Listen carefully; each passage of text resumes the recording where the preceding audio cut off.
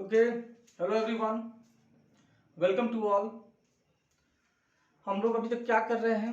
हम लोग कर रहे हैं रिवीजन, एक बहुत ही डिटेल में बट थोड़ा जल्दी में, फास्ट रिवीजन, क्विक रिवीजन आप कह सकते हो ऑफ क्लास 12 अकाउंटेंसी। ठीक है, अभी तक हम लोगों ने पार्टनरशिप में फंडामेंटल्स कवर कर लिया, वैल्यूएशन कवर कर लिया, फिर हम लोग मूव कर गए एडमिशन की तरफ, जहां पे हम लोगों ने क्या क्या कवर कर लिया, ratio, okay, then accounting treatment of goodwill, फिर उसके बाद treatment of accumulated profit and losses, और आज हम लोग कवर करने वाले हैं revaluation of assets and reassessment of liabilities.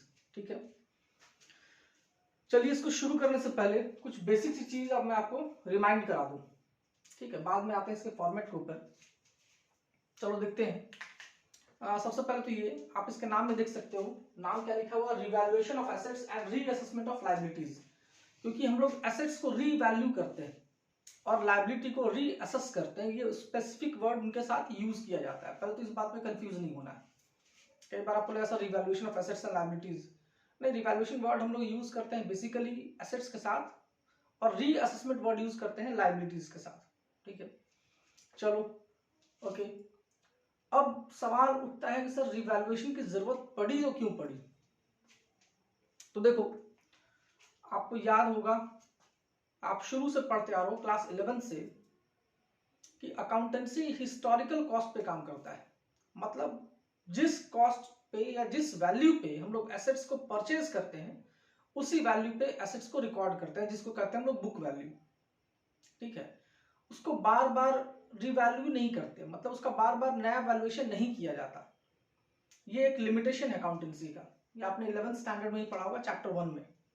This is one of the most important limitation of accounting, कि अकाउंटिंग बार बार रिवैल्यू नहीं करती है। क्यों नहीं करती है? इसका भी रीजन है, क्योंकि ये बहुत महंगा हो जाता है। एक कंपनी में कई सारे एसेट्स हैं, अब हर साल अगर कंपनी रिवैल्यू करवाने लगी तो वैल्यूअर से रिवैल्यू कराने के पैसे लगते हैं, खर्चे होते हैं। तो कंपनीज ये काम नहीं करती, या पार्टनरशिप फर्म ये काम नहीं करती, कोई बिजनेस ये काम नहीं करता। फिर आज क्या जरूरत आन पड़ी कि हमको रिवैल्यू करना पड़ रहा है? तो देखो मेरी बात समझो, इसके लिए एक छोटा सा एग्जांपल समझना। एक फैमिली में मान लो एक आदमी है, उसके 2 बेटे हैं। ठीक है, उस आदमी की जो भी प्रॉपर्टी है, ठीक है, जब उसने बाय किया था तो कोई सर्टेन कॉस्ट बाय किया होगा। मान लो 10 साल पहले उसने जो प्रॉपर्टी बाय किया, 2 प्रॉपर्टी बाय की, ए और बी, एक ए है एक बी है। जब ए को खरीदा था तब इसका दाम पड़ा था 10 लाख और बी का पड़ा था 6 लाख, 10 साल पहले। बट आज की डेट में ए का दाम 30 लाख है, 10 साल के बाद, और इसका दाम 50 लाख है। ठीक है, आज के टाइम में। तो जैसे इन दोनों का जो फादर है वो डेथ कर जाता है, वो एक्सपायर कर जाता है, तो ये दोनों भाई आपस में बंटवारा करना चाहेंगे। ठीक है, यही होता है प्रैक्टिकली। जब तक वो जिंदा था तब तक ये लोग ज्वाइंट फैमिली में रह रहे थे। जैसे उसका डेथ हुआ तो ए और बी आपस में बंटवारा करना चाहता है, ये प्रॉपर्टी का डिस्ट्रीब्यूशन करना चाहता है। तो अब हमको बताओ, ये प्रॉपर्टी ए और बी दोनों भाई क्या इन दोनों का इक्वल डिस्ट्रीब्यूशन करेंगे? मतलब कोई एक भाई बोलता है कि तुम ए ले लो और बी मुझे दे दो, ऐसा पॉसिबल नहीं होगा। क्योंकि पहले ये लोग क्या करेंगे, दोनों प्रॉपर्टी का सही वैल्यूएशन करवाएंगे, पता करवाएंगे आज के डेट में क्या वैल्यू है। देन उसके बाद वो लोग डिसाइड करेंगे किसको कौन सी प्रॉपर्टी मिलना चाहिए, कितना शेयर मिलना चाहिए। कुछ ऐसी ही बात यहां भी आती है। जब तक फॉर्म स्मूथली चल रहा था तब तक कोई परेशानी नहीं है, बुक वैल्यू पर रहने दो एसेट्स को। बट जैसे कोई चेंजेस आता है, चेंजेस का मतलब है, इसको हम लोग कहते हैं डिसोल्यूशन ऑफ पार्टनरशिप। ठीक है, इसके क्या वर्ड यूज होता है, dissolution of partnership. Dissolution of partnership form नहीं, वो अलग चैप्टर है। डिसोल्यूशन ऑफ पार्टनरशिप मतलब पुराना डीड कैंसिल हो गया और नया डीड बना। अब पार्टनरशिप डिसॉल्व कब होता है? तो उसके 2-3 रीजन है आपके पास जो आप लोगों को कवर करना है। पहला, change in PSR, profit sharing ratio बदल जाता है, तो पुराना पार्टनरशिप डीड खत्म होता है और नया डीड बनवाना पड़ता है। एक तो उस वजह से आपको रिवैल्यूएशन कराना पड़ेगा। दूसरा, कोई नया पार्टनर एडमिट होता है तब। तीसरा, जब किसी का रिटायरमेंट या डेथ होता है, इन केसेस में आपको रिवैल्यूएशन करवाना पड़ता है। क्योंकि बेसिक सी बात है, जब कोई नया पार्टनर एडमिट होगा तो कितना शेयर लेके आएगा, उसे कितना पैसा बोलोगे लाने के लिए। मान लो 1/4 शेयर के लिए आना चाह रहा है, तो पहले तो आप ये पता कर लो आपकी पूरी प्रॉपर्टी का वैल्यू, मार्केट वैल्यू, आज के टाइम वैल्यू क्या है, वो क्या है, पहले वो निकालोगे तब तो उसको बोलोगे 1/4 लेके आने के लिए। ऐसा थोड़ी ना उसको हम बोल देंगे बुक वैल्यू का 1/4 ले आओ, तब तो आपको नुकसान हो जाएगा। तो इन सब वजहों से हमको क्या करना पड़ता है, सारे एसेट्स लायबिलिटी का दोबारा से रीवैल्यूएशन या रीअसेसमेंट करना पड़ता है, ताकि प्रेजेंट वैल्यू, आज के दिन में क्या वैल्यू है वो पता कर सके। ठीक है, ये तो हो गई एक बात कि क्यों रिवैल्यूएशन अकाउंट बनता है। दूसरी बात आपको और ध्यान रखना है, ये जो नए पार्टनर के आने से पहले या प्रॉफिट रेशियो बदलने से पहले जो भी एसेट्स के वैल्यू में फ्लक्चुएशन हुआ, या तो एसेट्स का वैल्यू इंक्रीज किया होगा या डिक्रीज किया होगा। सिमिलरली या तो लायबिलिटी बढ़ा होगा या फिर वो भी घटा होगा, जो भी हुआ होगा। इसके इंक्रीज डिक्रीज होने की वजह से जो भी प्रॉफिट या लॉस होता है उस पर राइट किसका है, तो भाई उस पर राइट है ओल्ड पार्टनर का, ये यूं कहो एग्जिस्टिंग पार्टनर का, जो अभी है चेंज होने से पहले वाले पार्टनर। किस रेशियो में, तो ओल्ड रेशियो में। ठीक है, ये भी बात आपको ध्यान रखना है। तो इसका मतलब न्यू पार्टनर के आने से पहले ये लोग उस अभी तक का जो भी प्रॉफिट लॉस है रिवैल्यूएशन की वजह से वो निकाल लेते हैं और आपस में डिस्ट्रीब्यूट करते हैं। ये भी करना जरूरी होता है। ठीक है, तो इस टॉपिक में हम लोग को यही कवर करना है।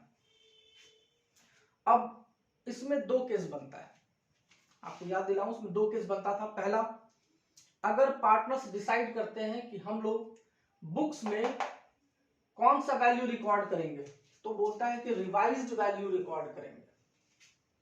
जो नया वैल्यू निकल के आएगा, जो मार्केट वैल्यू आएगा वो रिकॉर्ड करेंगे, तो उसका ट्रीटमेंट अलग तरीके से होता है।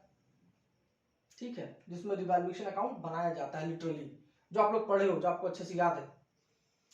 सेकंड मेथड बहुत लोगों को याद नहीं रहता बट एग्जाम में आता है। ठीक है, वो मेथड क्या है, जहां पे पार्टनर्स डिसाइड करते हैं कि हम लोग रिवैल्यूएशन अकाउंट नहीं बनाएंगे, मतलब एसेट्स को रिवैल्यू जरूर करेंगे बट उससे होने वाले प्रॉफिट लॉस को आपस में डिस्ट्रीब्यूट कर लेंगे बिना उसके बुक वैल्यू को चेंज किए। मतलब कि बुक्स में जो हम लोग रिकॉर्ड करेंगे रिवाइज वैल्यू पे नहीं रिकॉर्ड करेंगे। किस वैल्यू पे रिकॉर्ड करेंगे, वही बुक वैल्यू पे रहने देंगे, उसके वैल्यू को चेंज नहीं करेंगे। बट रिवैल्यू होने की वजह से, जो चेंजेस होने की वजह से जो प्रॉफिट या लॉस निकल के आता है वो डिस्ट्रीब्यूट कर लेंगे। ठीक है, ये 2 मेथड यहाँ पे हम लोग को यूज करना है। चलिए पहले हम लोग शुरू करेंगे फर्स्ट मेथड से। मतलब जब पार्टनर से डिसाइड कर लिया कि बुक्स ऑफ अकाउंट में, मतलब बैलेंस शीट में सारे एसेट्स लायबिलिटीज को अपने न्यू वैल्यू पे, आज के करंट मार्केट वैल्यू पे दिखाना है हमको। ठीक है, तो उसमें क्या करते हैं, बड़ा सिंपल सा चीज था ये। आप यहाँ पे एक रिवैल्यूएशन अकाउंट या फिर कई बार इसको पीएल एडजस्टमेंट अकाउंट भी बोलते हैं, वो बनाना पड़ता है। ठीक है, ये उसका फॉर्मेट है। इस फॉर्मेट को बहुत बच्चे याद करना शुरू करते हैं, रटना शुरू करते हैं। रटने की कोई जरूरत नहीं है, बहुत सिंपल सा फॉर्मेट है। अरे सिंपल सी बात है, जब एसेट्स, मान लो मेरे पास 5 लाख का एसेट्स था। ठीक है, 5 लाख का प्लांट एंड मशीनरी था। आज के डेट में उसका वैल्यू बढ़ के 6 लाख हो गया है, तो आपको प्रॉफिट हुआ कि लॉस हुआ, तो प्रॉफिट हुआ। कितने का प्रॉफिट हुआ, 1 लाख का। तो इंक्रीज इन एसेट्स मतलब इनकम, और हम लोग जानते हैं कि इनकम या फिर लायबिलिटी, ये दोनों कौन सा बैलेंस फॉलो करता है, क्रेडिट। जब भी इनकम या लायबिलिटी इंक्रीज करता है तो क्या होता है, वो क्रेडिट। और जब भी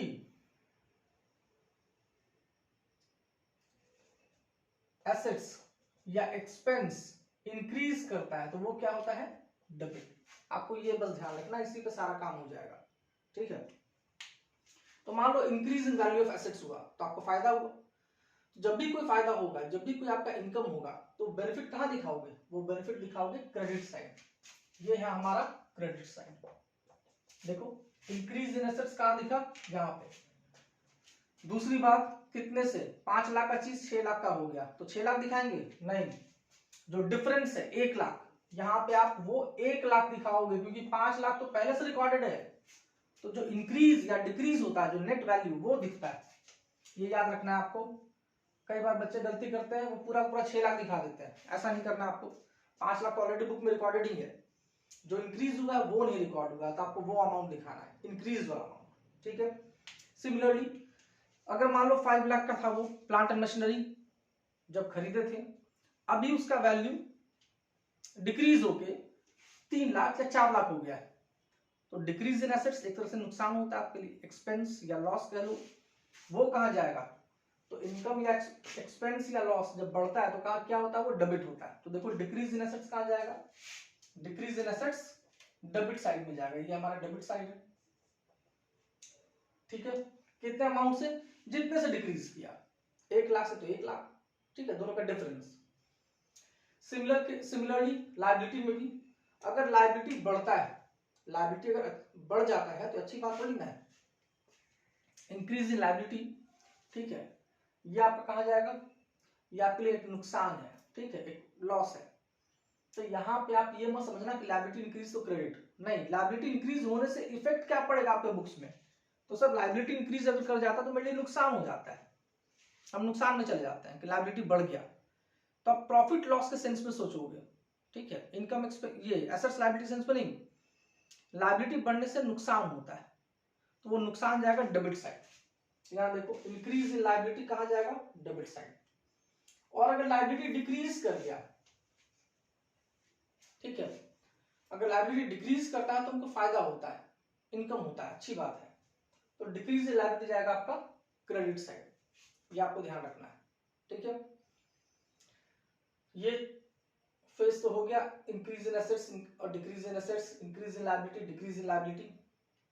नेक्स्ट, कभी कभी क्या होता है, कुछ एसेट्स या कुछ लायबिलिटी अनरिकॉर्डेड रह जाता है। जैसे मान लो फॉर एग्जांपल, आपको कई बार मिलेगा क्वेश्चन में भी कि एक पुराना सा मशीनरी था, जैसे अभी कंप्यूटर का जमाना आ गया, तो टाइपराइटर्स को यूज नहीं करते। टाइपराइटर क्या था, नया टाइपराइटर ही था, बट टाइपराइटर को यूज कर नहीं रहा है तो उसको ऑब्सोलीट कर दिया गया और उसको स्टोर रूम में डाल दिया गया, खत्म कर दिया गया, बुक से राइट ऑफ कर दिया गया। अचानक कुछ काम पड़ा और मान लो अब टाइपराइटर का यूज होने लग गया, तो वापस उसको बुक में लाना पड़ता है, तो वहां पे क्या हो जाता है, इंक्रीज इन एसेट्स।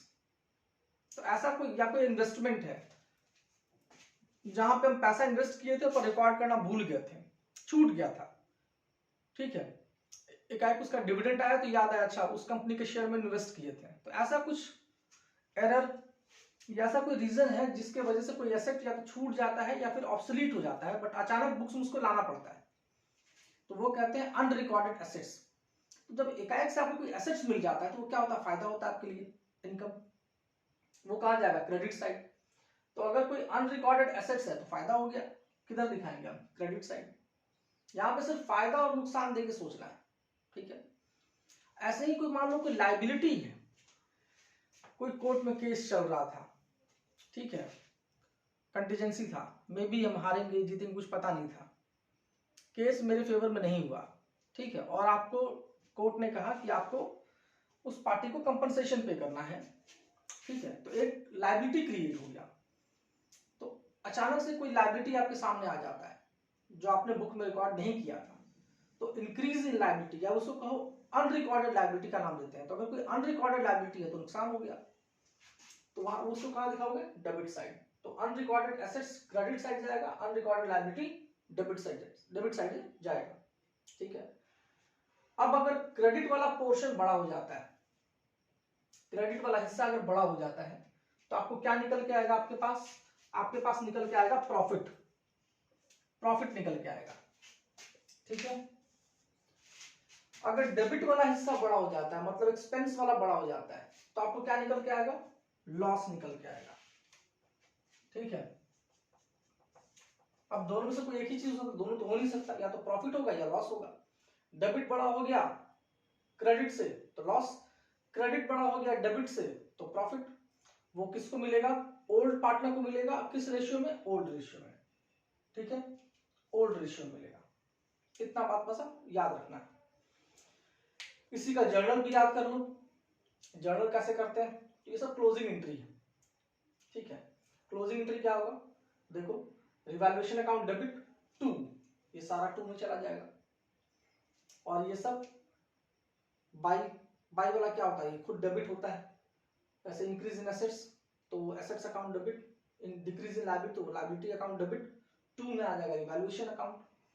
तो हम लोग लेजर से जर्नल करना जानते हैं, तो अगर आप लेजर समझ गए तो जर्नल भी समझ में आ जाएगा, ठीक है। एग्जाम में दोनों में से कुछ भी पूछ सकता है, या तो जर्नल एंट्री भी पूछ सकता है या फिर लेजर भी पूछ सकता है। मोस्टली लेजर ज्यादा यूज करता है, बट जर्नल भी पूछता है कभी कभी, तो आपको दोनों प्रैक्टिस करना है, ठीक है। चलो इसके बाद इसके आगे बढ़े।